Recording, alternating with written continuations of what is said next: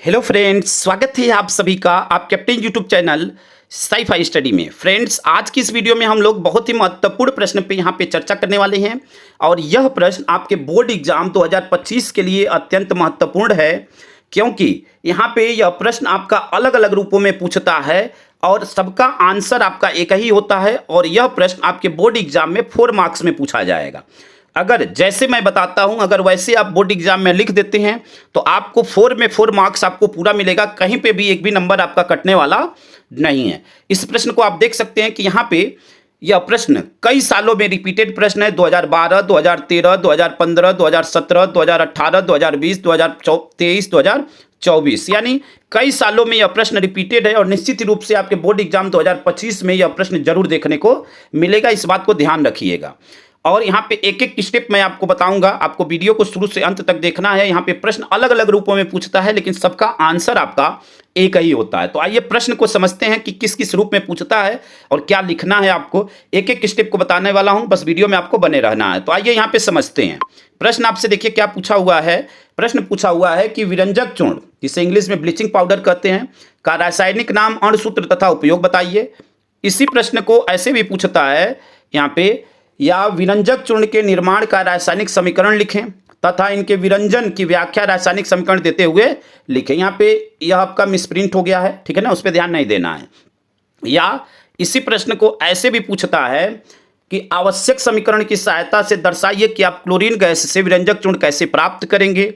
या इसी प्रश्न को ऐसे भी पूछता है कि क्या होता है जब शुष्क बुझे चूने पर Cl2 गैस प्रवाहित करते हैं, यानी जब शुष्क बुझे चूने पर Cl2 गैस प्रवाहित की जाती है तब क्या होता है। या इसी प्रश्न को ऐसे भी पूछता है कि ब्लीचिंग पाउडर का रासायनिक नाम, बनाने की विधि एवं रासायनिक गुण लिखिए, संबंधित समीकरण दीजिए। ठीक है, तो यहाँ पे आप देख सकते हैं कि यह प्रश्न कितने सालों में रिपीटेड है। यह प्रश्न आपके वेरी वेरी वेरी इंपॉर्टेंट प्रश्नों में से एक है। तो आइए इसके आंसर को समझते हैं और एक एक स्टेप को ध्यानपूर्वक समझते हैं। यहाँ पे तो देखिए, विरंजक चूर्ण, जिसे इंग्लिश में हम लोग ब्लीचिंग पाउडर कहते हैं, इसका रासायनिक नाम होता है कैल्शियम क्लोरोहाइपोक्लोराइड, यह इसका रासायनिक नाम है। इसका अणुसूत्र होता है CaOCl2। इतनी बातें आपको बिल्कुल ध्यान होनी चाहिए, इसका सूत्र और इसका रासायनिक नाम कैल्शियम क्लोरोहाइपोक्लोराइड, अणुसूत्र CaOCl2। ठीक है, आइए और कुछ आगे की बातें जानते हैं।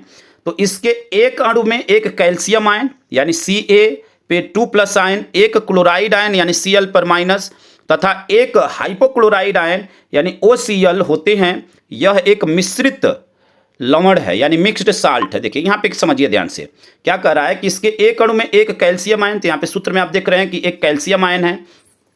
फिर कह रहा है कि एक क्लोराइड आयन यानी यहाँ पे Cl एक क्लोराइड आयन है। यहाँ पे क्लोरीन के 2 परमाणु हैं तो एक तो क्लोराइड आयन हो गया तथा एक हाइपोक्लोराइड आयन यानी OCl पर माइनस। ठीक है ना, तो एक Cl आपका OCl के साथ चलाया, इन हाइपोक्लोराइड बनाया। यह एक मिश्रित लवण है यानी यह एक मिक्स्ड साल्ट है। ठीक है, उम्मीद करते हैं कि यहाँ तक आप बिल्कुल अच्छी तरह समझ गए होंगे। अब आगे इसके देखते हैं। देखिए इसके आगे आपका निर्माण की विधियाँ, तो निर्माण की विधियों को ध्यानपूर्वक समझिएगा एक एक स्टेप को। यहाँ पे देखिए कि जलीय सोडियम क्लोराइड के विद्युत अपघटन से प्राप्त क्लोरीन गैस का उपयोग विरंजक चूर्ण बनाने में किया जाता है। यानी जो जलीय सोडियम क्लोराइड है उसके विद्युत अपघटन से, यानी जब उसका विद्युत अपघटन किया जाता है तो उससे प्राप्त जो क्लोरीन गैस होती है उसका उपयोग विरंजक चूर्ण बनाने में किया जाता है। सेकेंड पॉइंट क्या कहता है कि विरंजक चूर्ण यानी जिसे ब्लीचिंग पाउडर कहते हैं को शुष्क बुझे हुए चूने पर क्लोरीन गैस की क्रिया से बनाया जाता है। यानी पीछे प्रश्न भी पूछा हुआ था और यहाँ पे उसका आंसर भी है। विरंजक चूर्ण यानी ब्लीचिंग पाउडर को शुष्क बुझे चूने पर क्लोरीन गैस की क्रिया से बनाया जाता है। यहाँ पे उसके रासायनिक समीकरण को देखते हैं। यहाँ पे देखिए, यहाँ पे रासायनिक समीकरण को देखते हैं।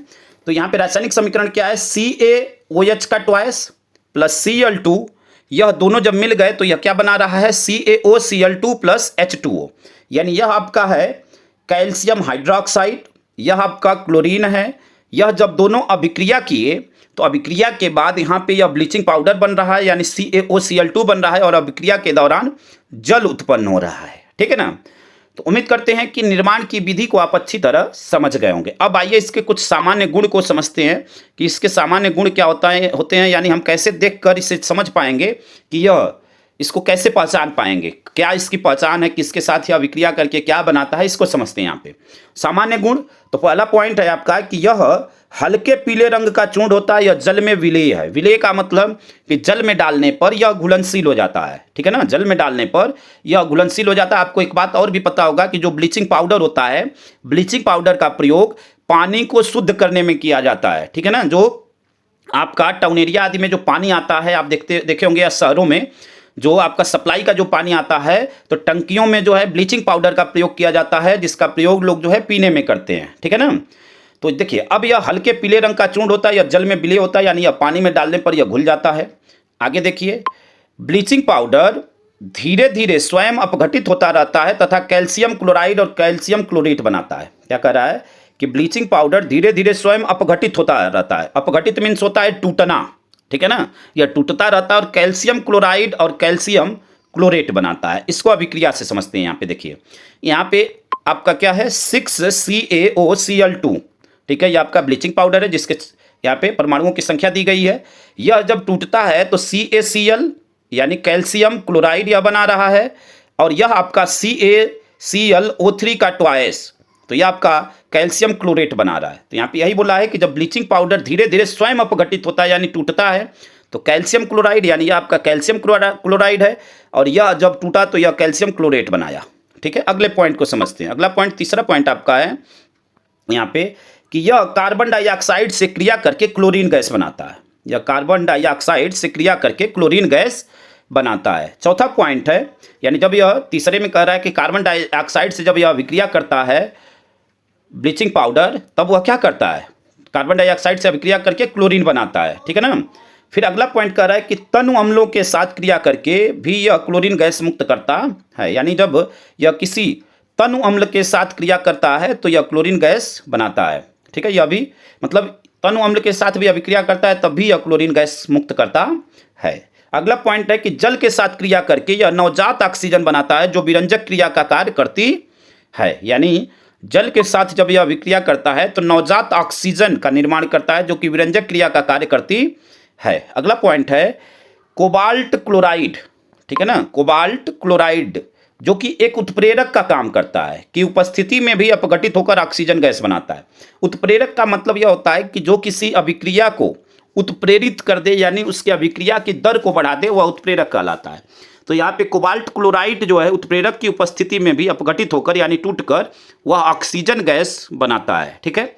उम्मीद करते हैं कि यहाँ तक आप बिल्कुल अच्छी तरह समझ गए होंगे, और थोड़ा सा आपको समझना है कुछ इसके गुणधर्म के बारे में, ठीक है। तो अब यहाँ पे विरंजक चूर्ण के उपयोग, ठीक है, या तो अब पीछे आपने यहाँ पे अभी देखा कि उसके गुण हो गए, यहाँ पे सामान्य गुण, अब उसका उपयोग हम लोग समझ लेते हैं। तो यहाँ पे उसके उपयोग के बारे में समझते हैं। देखिए, विरंजक चूर्ण के उपयोग, यानी विरंजक चूर्ण का कहाँ कहाँ प्रयोग किया जाता है। पहला पॉइंट है, ब्लीचिंग पाउडर विभिन्न पदार्थों की उपस्थित कुछ यौगिकों के साथ क्रिया करके क्लोरीन या नवजात ऑक्सीजन बनाता है, जो कि पीछे हम लोगों ने अभी देखा, जो प्रबल ऑक्सीकारक होने के कारण उन पदार्थों के रंगों को उड़ा देती है, ठीक है ना। तो यह फर्स्ट पॉइंट है। सेकेंड पॉइंट आपसे क्या कह रहा है, अतः ब्लीचिंग पाउडर का उपयोग विभिन्न पदार्थों, कपड़ों, फर्नीचर, कागज आदि के रंगों के उड़ाने में किया जाता है, इसी कारण इसे विरंजक चूर्ण कहते हैं। कह रहा है जो ब्लीचिंग पाउडर है, इसका प्रयोग अलग अलग प्रकार के पदार्थों जैसे कि कपड़ा, फर्नीचर, कागज और भी बहुत सारे पदार्थ हैं, उसमें उसके रंग को उड़ाने के लिए इसका प्रयोग किया जाता है। अगला पॉइंट इसका कह रहा है कि इसका उपयोग जीवाणुनाशक के रूप में, इसका उपयोग जीवाणुनाशक के रूप में तथा कुछ यौगिकों के बनने में भी किया जाता है। रासायनिक उद्योगों में उपचायक के रूप में इसका प्रयोग किया जाता है, और पेयजल को जीवाणु रहित करने के लिए इसका प्रयोग किया जाता है। अभी पीछे हमने बताया है कि इसका प्रयोग पीने वाले जल में उसको रोगाणु रहित, जीवाणु रहित या रोगाणु रहित बनाने के लिए, यानी जीवाणुओं से बचाने के लिए, सुरक्षित करने के लिए इसका प्रयोग जो है, जो ब्लीचिंग पाउडर है उसको पानी में डाला जाता है ताकि वह शुद्ध हो सके, ठीक है। तो यह आपका विरंजक चूर्ण या ब्लीचिंग पाउडर, अगर आप किसी भी नाम से पूछता है तो यह आंसर आपको लिखना है। अगर आप इतना लिख देते हैं, देखिए प्रश्न को हमने यहाँ पे बहुत ही शॉर्ट करके लिखा हुआ है, अगर इतना आप लिख देते हैं तो आपको 4 में 4 मार्क्स देने से कोई नहीं रोक सकता है, क्योंकि यहाँ पे जो भी चीज़ें हमने लिखा हुआ है बहुत ही सिस्टमेटिक ढंग से लिखा हुआ है, ठीक है। तो आप इस प्रश्न को निश्चित ही रूप से लर्न कर लीजिएगा। ऐसे ही मैं आपको 1-1, 2-2 प्रश्न प्रतिदिन देता रहूँगा, ठीक है ना। बीच में हो सकता है किसी दिन किसी कारणवश गैप हो जाए। प्रयास करूंगा कि मैं आपको ऐसे ही एक एक दो दो प्रश्न देता रहूं और आप प्रत्येक प्रश्न को साथ ही साथ लर्न करते जाएं, साथ ही साथ अपना नोट्स भी बनाते जाएं, ताकि आपको एग्जाम टाइम में रिवीजन करने में आसानी हो। आप सभी विद्यार्थियों को गुड लक स्टूडेंट्स। स्वस्थ रहिए, मस्त रहिए और एग्जाम की तैयारी में व्यस्त रहिए। अच्छे से अपने एग्जाम को प्रिपेयर करिए। धन्यवाद। जय हिंद, जय भारत, वंदे मातरम।